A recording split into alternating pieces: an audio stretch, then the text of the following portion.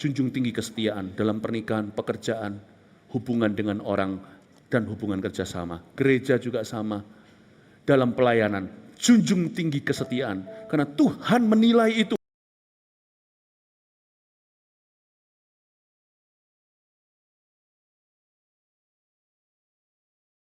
Mau tahu kenapa Salomo diberkati? Karena orangnya begini. Simpel nggak? Kalau kita baca, wah Salomo diberkati ya luar biasa. Nanti saya kupas. Sekarang saya juga sedang kupas. He was blessed. He wasn't rich. He was blessed. And then blessed by richness. Dia bukan kaya, dia diberkati. Bedain itu. Dan dia diberkati juga dengan kekayaan. Bedakan. Bedakan. Orang Kristen tidak usah doa minta kekayaan. Salomo nggak doa begitu kok. Orang Kristen doa minta hikmat. Kasih aku hikmat untuk memimpin umatmu dengan adil. Ada kata justice di situ. He was blessed. Bapak Ibu Saudara, saya berdoa supaya mulai hari ini Anda kita semua akan dipromosi oleh Tuhan. Tapi dipromosi karena karakter Kristus di dalam kita. Kasih tepuk tangan untuk Tuhan Yesus. Anda berkati Tuhan? Belajar sesuatu? Ya? Lanjut lagi ya. Maka segera sesudah Hiram mendengar pesan dari Salomo itu, ia sangat bersukacita serta berkata, ayat 7. Terpujilah Tuhan. Makanya ini orang tak bersunat, ini orang kafir loh ya. Zaman itu orang tidak bersunat disebut kafir. Terpujilah Tuhan pada hari ini, karena ia telah memberikan kepada Daud seorang anak yang bijaksana untuk mengepalai bangsa yang besar ini. Lalu Hiram mengutus orang kepada Salomo, mengatakan, aku telah mendengar pesan yang kau suruh sampaikan kepadaku tentang kayu aras dan kayu sanobar. Aku akan melakukan segala yang kau kehendaki. Hamba-hambaku akan membawanya turun dari gunung Libanon ke laut. Dan aku akan mengikatnya menjadi rakit-rakit di laut untuk dibawa sampai ke tempat yang kau tunjukkan kepadaku. Kemudian akan kusuruh bongkar semuanya di sana, sehingga engkau dapat mengangkutnya. Sementara itu engkau hendaknya menyediakan makanan bagi seisi istanaku seberapa yang ku kehendaki. Demikianlah Hiram memberikan kayu aras dan kayu sanobar kepada Salomo seberapa yang dikehendakinya. Kalau kita lihat kembali ayat 7, Hiram memuji Salomo, terpujilah Tuhan pada hari ini yang telah memberikan pada Daud seorang anak yang bijaksana untuk mengepalai bangsa yang besar ini. Tulis saja, catat supaya Anda pulang bawa catatan. Hikmat dalam hubungan kerjasama. 1, anak-anak Tuhan harus selalu menjaga nama baik Tuhannya. Ini komitmen Anda. Udah, itu aja komitmen. Komitmen ini aja. Menjaga nama baik Tuhan. Komitmen itu aja. Dalam segala dealing urusan kita sehari-hari dengan orang di kanan kiri, di pasar, di rumah, tetangga, sekolah, jemput anak sekolah, kumpul di depan mama-mama, ada 1-2 papa-papa yang kelihatan seperti ikan di luar akuarium. Siapapun, dimanapun, kapanpun Anda ditempatkan, jaga nama Tuhan, nama baik Tuhan. Tuhan Yesus itu nggak perlu terkenal. Ada satu teman saya berkata, mari Tuhan itu mau supaya namanya dibuat terkenal di seluruh dunia. Tuhan itu nggak butuh pengakuan. Dia sudah raja. Nanti semua orang akan menjilat dia setiap lutut bertelut. Tapi kenapa kita jangan pakai nama Tuhan, jangan izinkan nama Tuhan jadi sandungan? Karena tidak ada nama lain. Tidak ada nama lain di bawah kolong langit ini yang dapat menyelamatkan manusia kecuali nama Yesus. Nah, kalau nama Tuhan Yesus itu jadi orang lain jadi muak karena kita, dengan apa? Dengan nama apa lagi mereka bisa diselamatkan? Kita inilah gerbang yang sempit. Karena kita menyandang gelar Kristen inilah nama Kristus melekat. Jadi orang bisa kagum, orang bisa muak.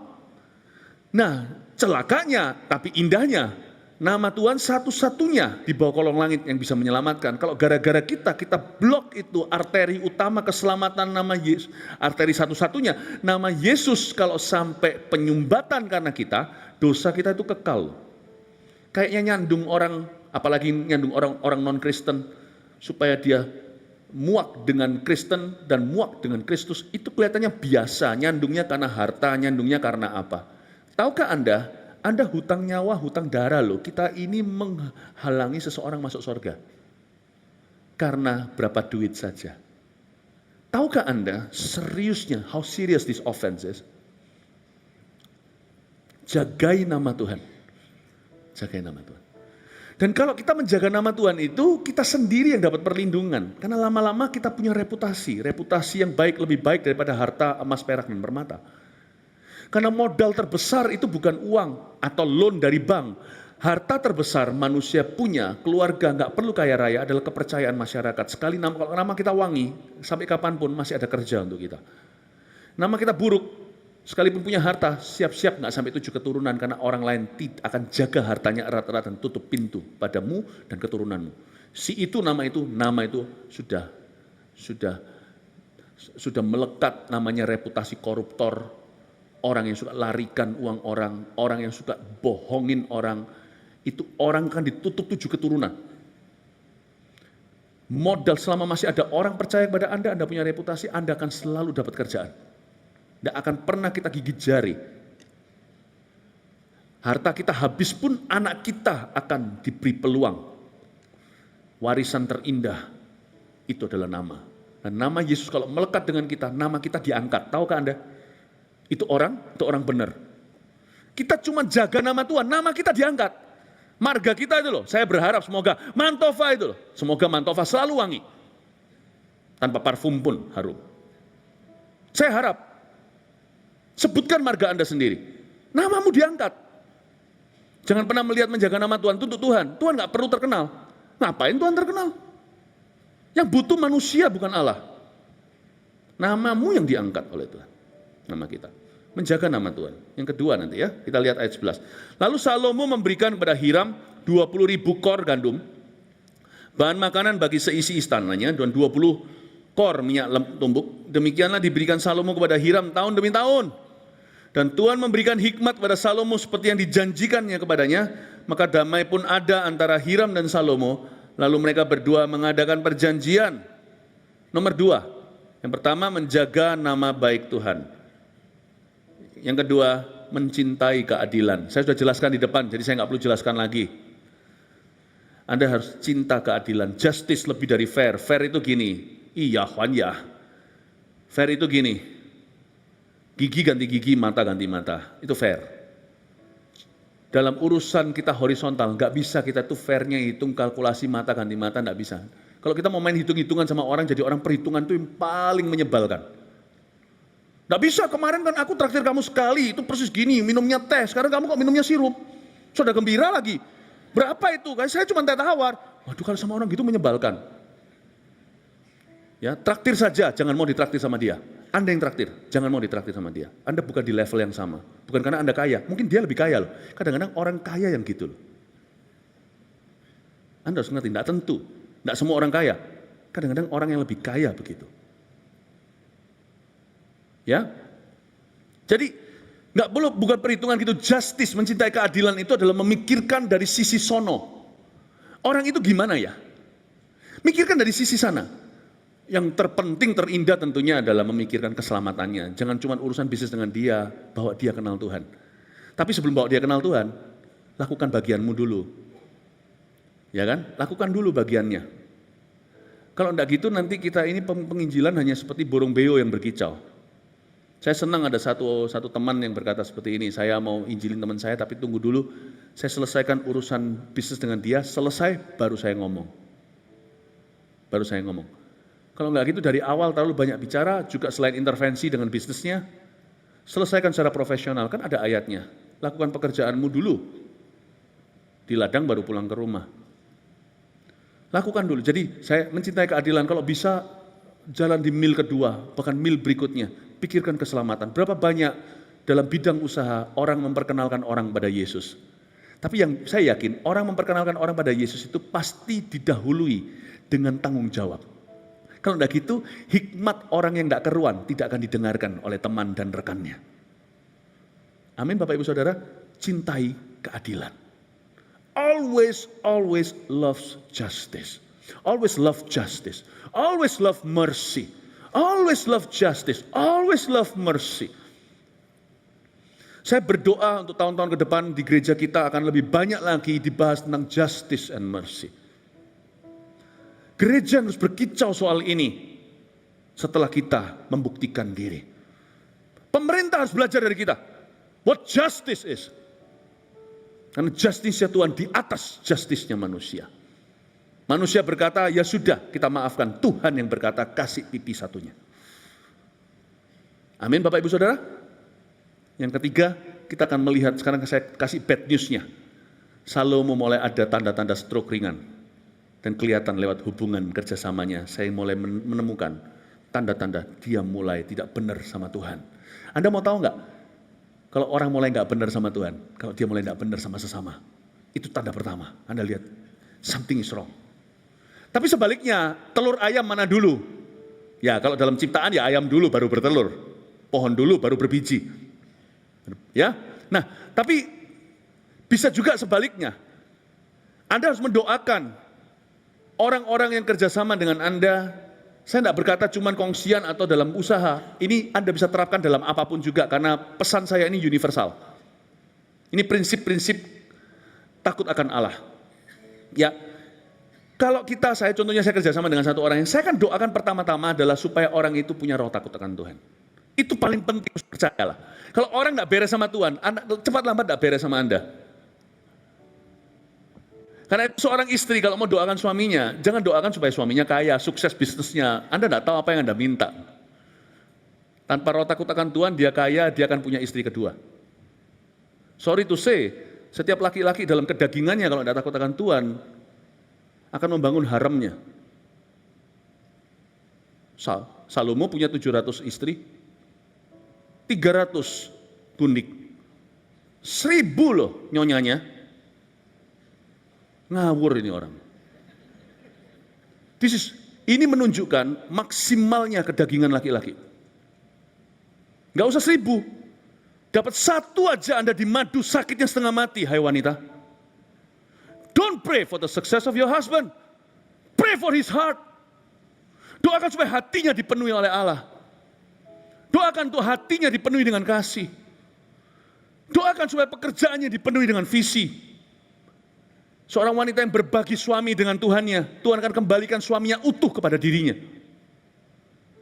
Lalu baru doakan supaya dia dapat keberhasilan dalam usahanya.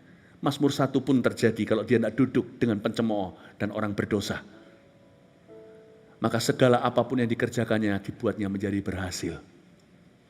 Amin Bapak Ibu Saudara.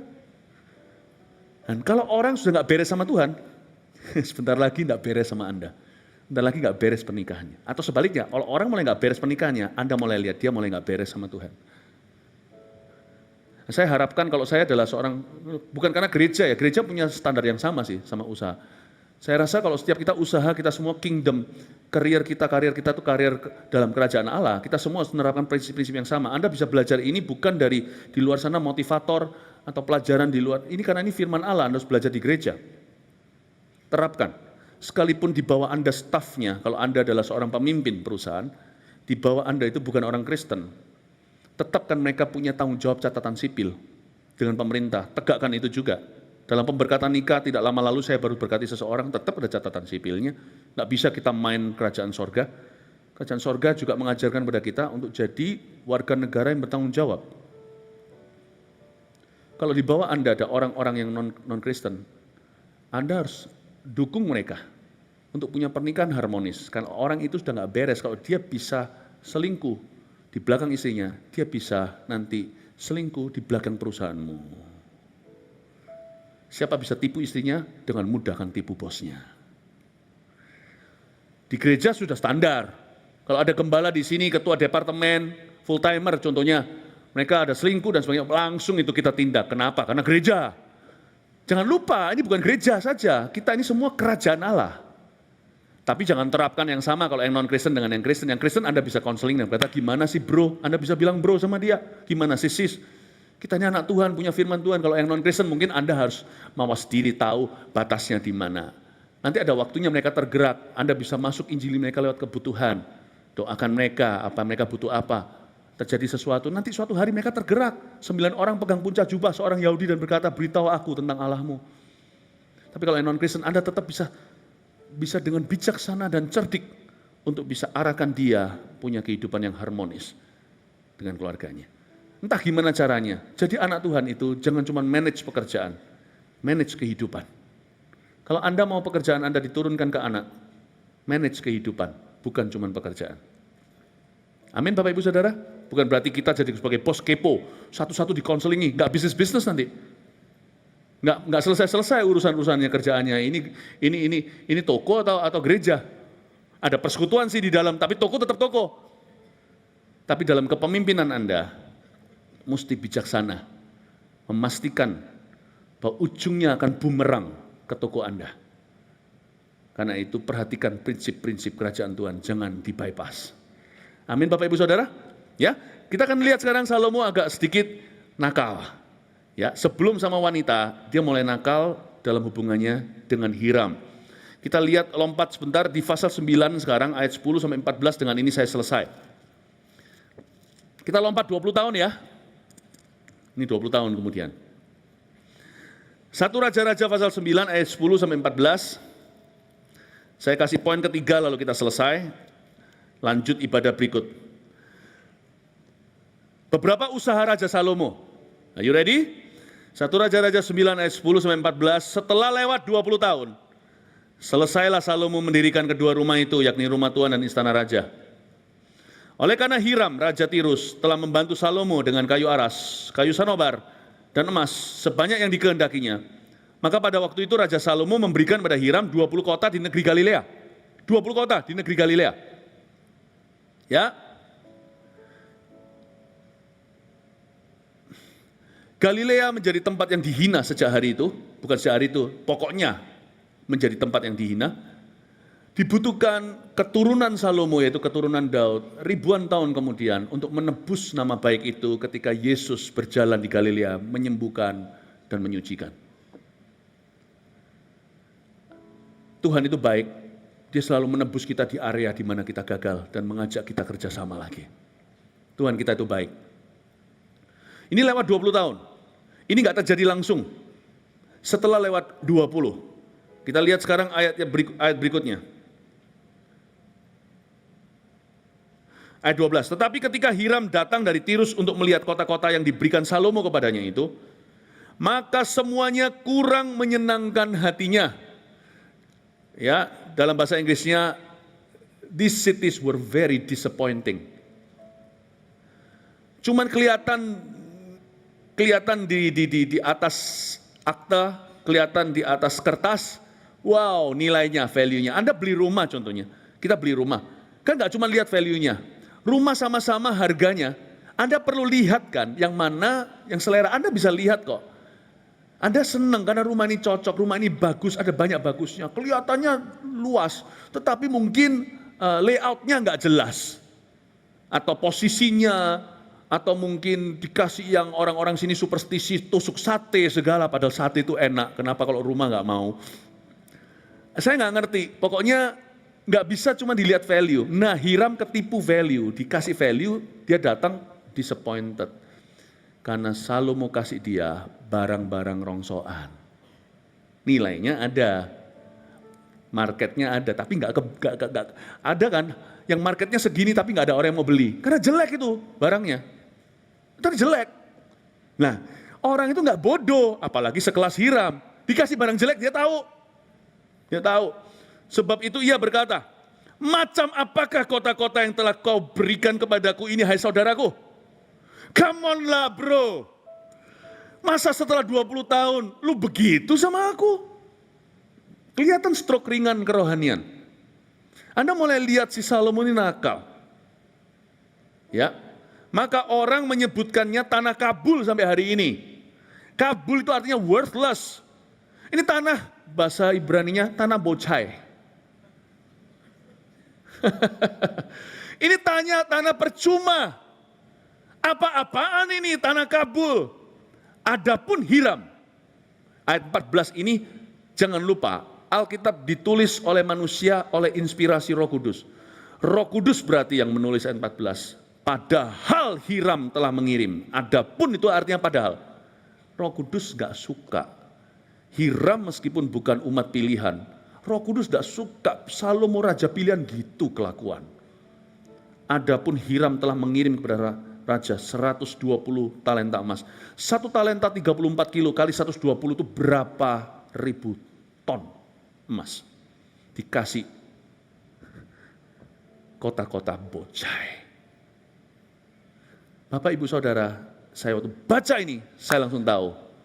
Kalau saya belum baca Alkitab, kalau Roh Kudus sudah ada pada saya, kalau saya memang pembacaan Alkitab sebagai jiwa baru, saya baru sampai 1 Raja-Raja, belum pasal 10, saya mengerti langsung bahwa Salomo segera akan jatuh. 2 pasal berikutnya, ada kata-kata Salomo jatuh ke dalam penyembahan berhala, yaitu di pasal 11. Saya nggak usah buka, kalau Roh Kudus ada pada saya baru bertobat. Saya baca ini, saya curiga, 2 ayat, berapa pasal ke depan, nggak usah jauh-jauh, nggak usah lama-lama, Salomo akan jatuh. Benar dia jatuh, karena itu nomor 3, catat ini. Yang pertama tadi menjaga nama baik Tuhan, kedua mencintai keadilan, ketiga menjunjung tinggi kesetiaan. Be loyal. Kalau Anda mau orang lain loyal, kita mau loyal, kita harus loyal dulu. Junjung tinggi kesetiaan. Seperti ayat 10 di pasal 9, setelah lewat 20 tahun, setelah 20 tahun jangan luntur. Saya juga menerapkan itu dalam pelayanan. Saya hitung-hitung, berkat Tuhan satu persatu itu bukan harta. Berapa banyak kawan lama saya yang dari 20 sekian tahun tetap awet. Persahabatan kami tetap awet muda. Saya akan jaga. Kita kenal udah berapa tahun, Pastor Yohanes? 25 tahun. Ini koyo ini, koyo. Kalau pegel-pegel pasang koyo. Pastor Yohanes berteman dengan saya 25 tahun. Ini berarti 25th anniversary kita. 20 tahun ini apakah masih, saya kadang-kadang kalau saya menerapkan pada diri sendiri menjunjung tinggi kesetiaan, lepas dari kongsian atau apa segalanya, apakah orang-orang lama masih bersama dengan saya? Yang memang ada orang-orang yang memilih untuk pergi. Tapi kita harus memilah yang mana pergi dalam pilihan mereka, yang mana pergi karena kita yang berubah setia. Harus loyal. 20 tahun ini apakah masih saya memberitakan Injil?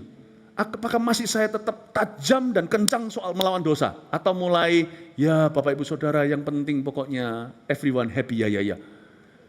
Apakah terjadi kelunturan tidak dalam pesan yang dibawakan? Tuhan mau kita semuanya dalam apapun kita lakukan, menjunjung tinggi kesetiaan. Jadi saya agree, yang perlu dirayakan itu yang utama bukan Valentine. Valentine apalagi kalau 14 Februari semua mahal. Rayakan anniversary-mu. Tambah tahun, tambahlah bangga. 25, nanti menikah 50 tahun. Itu memang patut dirayakan. Biarin mau keluar uang untuk itu, silakan.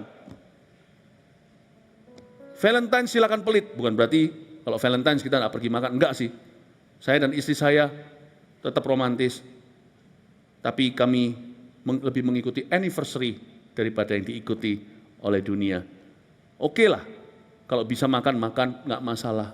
Saya nggak pernah problema kalau memang saya mampu, saya keluar, nggak masalah. Tapi yang saya maksudkan di sini intinya adalah junjung tinggi kesetiaan dalam pernikahan, pekerjaan, hubungan dengan orang, dan hubungan kerjasama. Gereja juga sama. Dalam pelayanan, junjung tinggi kesetiaan. Karena Tuhan menilai itu.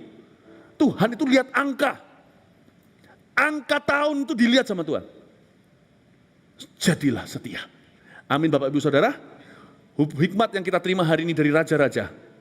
1, menjaga apa? 1, sama-sama kita katakan, menjaga nama baik Tuhan dalam hubungan kerjasama. 2, mencintai keadilan. 3, menjunjung tinggi kesetiaan. Saya berdoa semua jemaat Mawar Sharon mulia dalam ketiga hal ini. Berikan tepuk tangan bagi Tuhan. Haleluya. Mari kita semua bangkit berdiri. Yes, praise the Lord. 今天不回家。Ibadah 2, 3, 4 sudah menantimu. Mari kita belajar firman Tuhan minimal live streaming kalau Anda memang keluar kota. Kalau Anda, mari kita semua sama-sama hari ini merenungkan firman-firman yang bisa memerdekakan. Hari ini adalah hari di mana Tuhan menabur sesuatu yang akan kita tuai di hari-hari yang ke depan. Hari ini adalah investasi ilahi. Mari kita sungguh-sungguh dengan firman Tuhan. Dan biar kita bertumbuh dan berbuah. Kasih tepuk tangan untuk Tuhan. Receive the same blessing from here. Berkat dari Allah Bapa, kasih karunia dari Yesus Kristus, pengurapan dari Roh Kudus, menyertaimu dan penggenapan firman dalam hidupmu, mulai saat ini sampai Maranatha. Dalam nama Yesus. Amin.